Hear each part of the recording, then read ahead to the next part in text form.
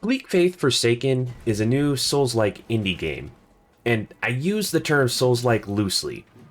It has some similarities to a Souls-like, but not what I would consider makes a Souls-like. Developed by three individuals over the span of 4 years, the game shows the dedication and work they put into it. This is a great show of their capabilities. I didn't really click with the game, and you can see through my live stream here, but I still put in 10 hours, so I feel confident in my abilities to let you know whether this game is worth your time. And stick around until the end, see where I ultimately rank this game.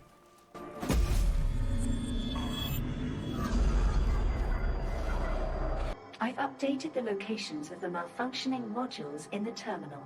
Anytime you link to a terminal, you should be able to see the modules.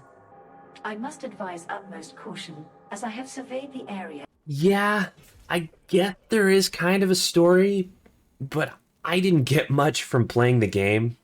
The description the devs gave had a lot more information than the game really gives. Quote, feel the burden of surviving in one of the last remaining outposts of the Forsaken, a legion of hunters condemned to protect the last vestige of humanity. The nature of your purpose, however, is shrouded in mystery, and as you delve deeper into the manifold halls of the Omnistructure, you will come to find the true meaning of alienation, isolation, and dread. End quote.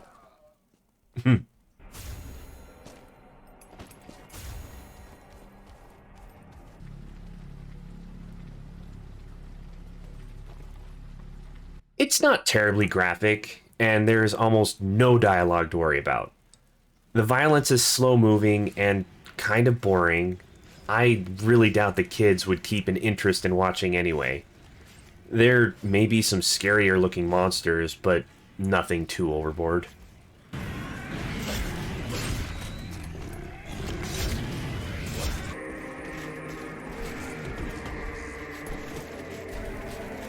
The combat in Bleak Faith is somewhat typical of a Souls-like. I had to attack, dodge, and block while keeping an eye on health and stamina to get me through the fight. A big difference I didn't really care for was the speed of a fight. Attacks were slow and had to be timed perfectly for the fastest possible output. This game uses a combo system. When attacking, I had to hit the button for my next attack at the perfect time for my next attack to come faster and use less stamina. If my timing was off, I either wouldn't attack or I would go in slower and use a lot more stamina.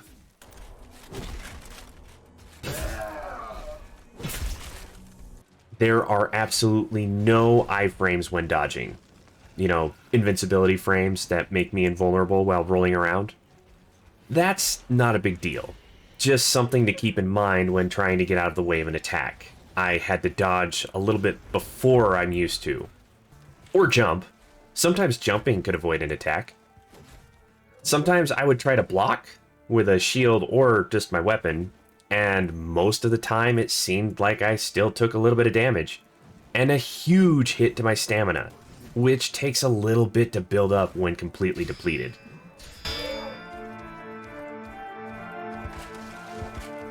One thing about the maps, though, I could not figure out if I was going the correct direction, or even if there is a right way to go.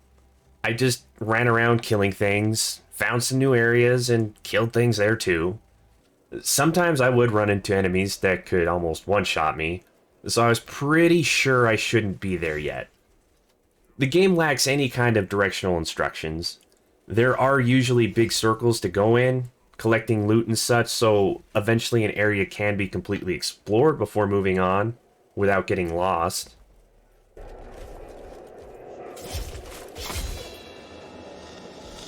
Generally, I like to play a game like this with a controller, but the mapping and controller support on this game are not good. The developers are working on patches, fixing a lot of various bugs, and plan on making good controller use a thing, but for now, it's much easier to use mouse and keyboard.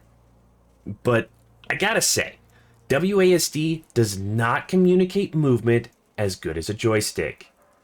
I ended up off the edge on more than one occasion, and that was pretty infuriating.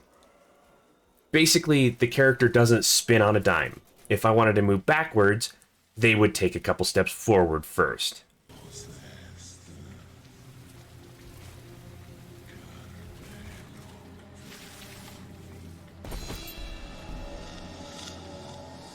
There is a minor tutorial in the game that explains how some of the mechanics work, but I was playing with a controller when a specific instruction came up, and the instructions it gave did not work.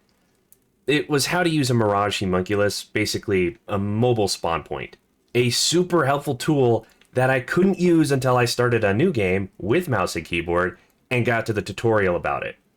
In case you end up in my situation, it's the interact button. Hold that down to put up the spawn point. That's all they had to say. There was no experience in the game used to increase character abilities.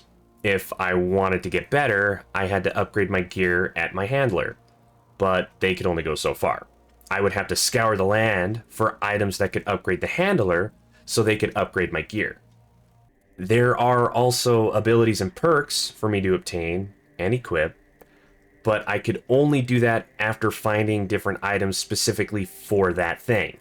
So there was no grinding out an area if a boss was giving me a hard time.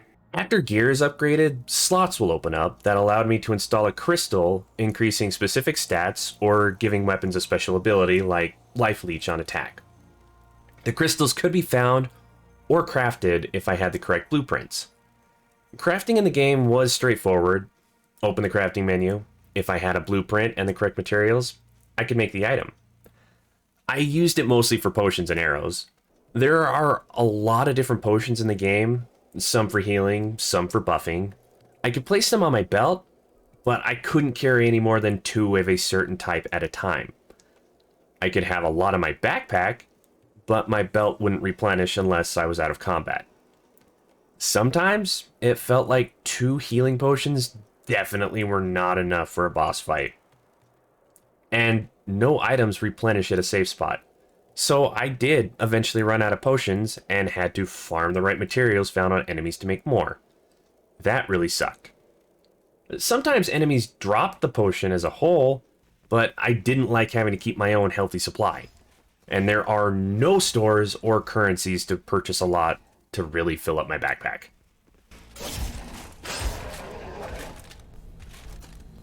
Like I said, I didn't click with this game. It's not a difficulty thing, this game has that, but, I usually enjoy getting my butt kicked in a game. I had a hard time with some bugs, but there was a day 1 patch that fixed a few, so obviously the devs are heavily involved in making the game better.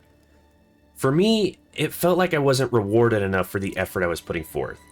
The fact I had to find specific items lying around anywhere if I wanted to increase my character just sucked.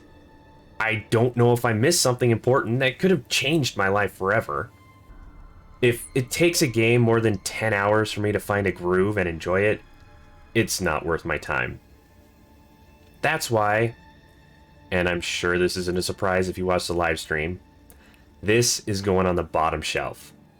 It was damn close to falling into swill, but I gave it an honest chance and it just never came through for me. I can appreciate the work they put into this game.